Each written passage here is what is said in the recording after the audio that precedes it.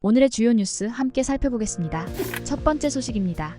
미국 연방준비제도가 기준금리를 0.5% 인하하면서 한국은행의 금리 인하에 대한 기대감도 높아지고 있습니다. 현재 물가 안정과 내수 경기 부진을 감안하면 한국은행이 금리를 인하할 가능성도 있지만 가계대출이 수도권 집값 상승을 자극하는 상황에서 신중한 접근이 필요합니다. 10월 11일 예정된 금융통화위원회 회의를 앞두고 9월과 10월 초까지 집값과 가계대출 지표가 안정되어야 한국은행의 금리 인하 가능성도 커질 전망입니다. 미국 연준은 최근 금리를 0.5% 인하하여 5.25%와 5.50%에서 4.75%와 5.00%로 낮췄습니다. 이는 2020년 3월 이후 첫 금리 인하로 긴축에서 완화로의 전환을 의미합니다. 올해 말 금리 전망치도 5.10%에서 4.40%로 하향 조정되었으며 이는 추가 금리 인하 가능성을 시사합니다.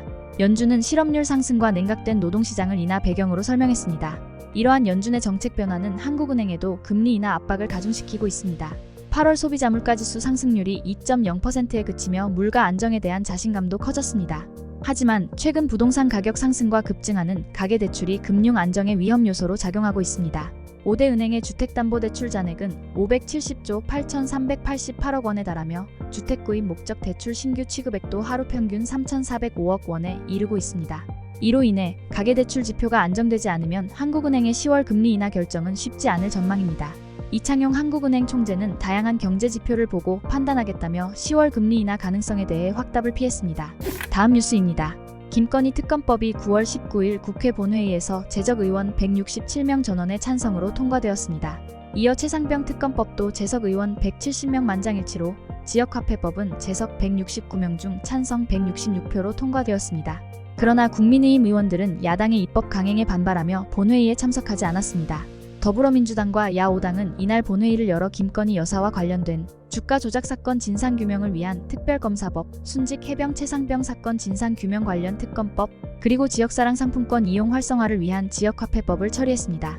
국민의힘은 민주당이 여야 합의 없이 본회의를 소집하고 법안 처리를 강행했다고 주장하며 의사 일정에 불참하는 것으로 항의했습니다. 국민의힘 추경호 원내대표는 법안 강행 처리는 민주당의 일방적인 결정이라며 대통령의 재요구권 행사를 강력히 건의하겠다고 밝혔습니다.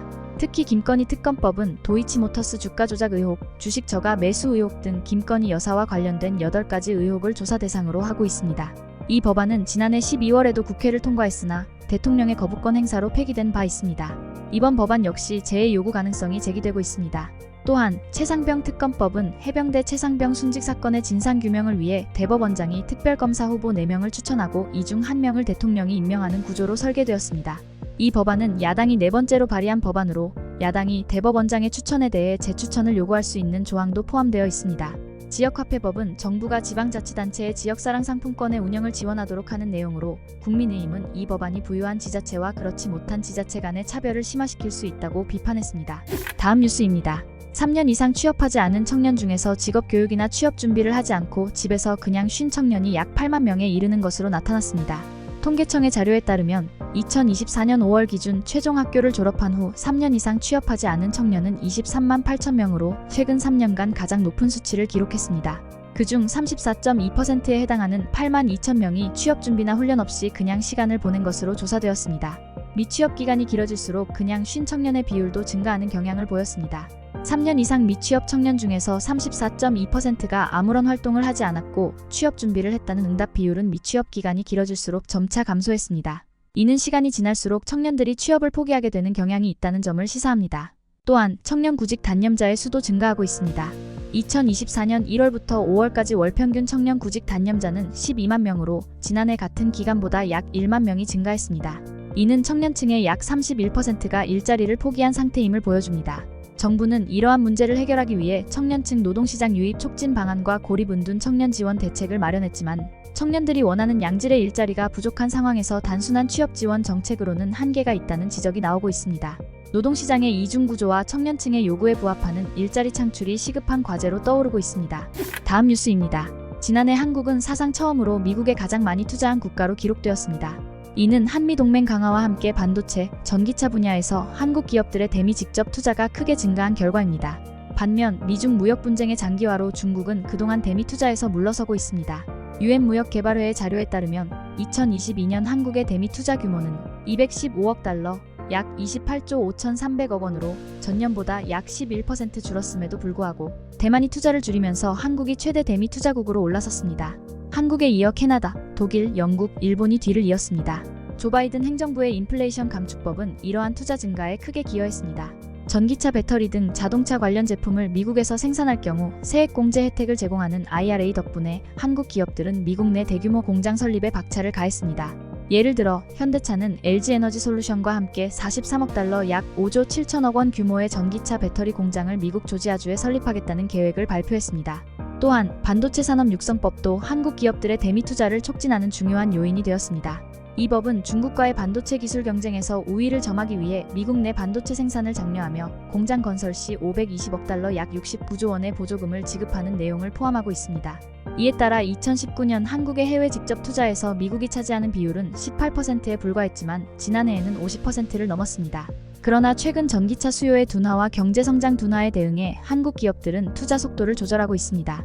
예를 들어 LG에너지솔루션은 미국 미시간주의 GM과 합작법인 얼티엄셀즈를 통해 3공장을 짓기로 했으나 현재 건설을 일시 중단한 상태입니다. 다음 뉴스입니다. 일론 머스크가 설립한 뉴럴링크가 미국 식품의약국 FDA로부터 시력 회복을 위한 뇌 임플란트 블라인드 사이트에 대해 혁신 의료기기 승인을 받았습니다. 뉴럴링크는 이 기술을 통해 시각을 잃은 사람이 다시 볼 수 있는 꿈을 실현하기 위한 중요한 진전을 이루었습니다.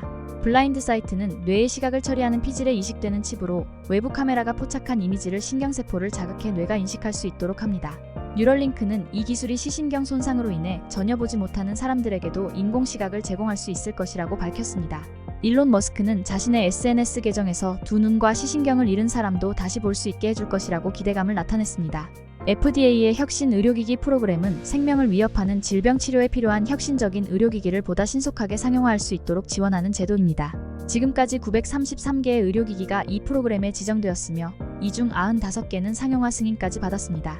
뉴럴링크의 이번 지정은 시력 회복 기술의 잠재력을 높이 평가받았다는 의미를 지닙니다. 그러나 일부 전문가들은 뉴럴링크의 기술에 대해 신중한 입장을 보이고 있습니다. 전극의 수가 충분하지 않아 제공할 수 있는 시각 정보는 아타리 비디오 게임처럼 거칠고 단순한 이미지일 가능성이 높다고 지적하고 있습니다. 또한 이 기술은 시각 경로가 형성되지 않은 선천성 시각장애인에게는 적용할 수 없다는 한계도 있습니다. 뉴럴링크는 현재 시력 회복용 칩의 임상시험 절차에 대해 구체적인 일정을 밝히지 않았습니다. 미국 임상시험 데이터베이스에 따르면 이번 임상시험은 3명을 대상으로 몇 년에 걸쳐 진행될 것으로 예상됩니다. 마지막으로 날씨입니다. 토요일인 21일 전국이 흐리고 대부분 지역에 비가 내릴 전망입니다. 특히 일부 지역에서는 강하고 많은 비가 내릴 것으로 예상되므로 안전에 각별히 유의하셔야겠습니다. 이번 비는 전날부터 충청권과 남부지방을 중심으로 22일 오전까지 이어질 것으로 보이며 강원 영동 지역은 이날 오후까지, 제주도는 밤까지 비가 지속될 전망입니다. 20일부터 22일까지는 돌풍과 함께 천둥 번개를 동반한 강한 비가 내리는 곳도 있겠으며 특히 시간당 30에서 50mm에 달하는 매우 강한 비가 내리는 지역도 있을 것으로 예상됩니다. 기온은 아침 최저기온이 16도에서 26도 사이로 낮 최고기온은 19도에서 31도 사이로 예보되어 있습니다. 날씨였습니다. 오늘의 주요 뉴스는 여기까지입니다. 구독과 좋아요, 알람 설정은 뉴스 제작에 큰 힘이 됩니다. 시청해주셔서 감사합니다.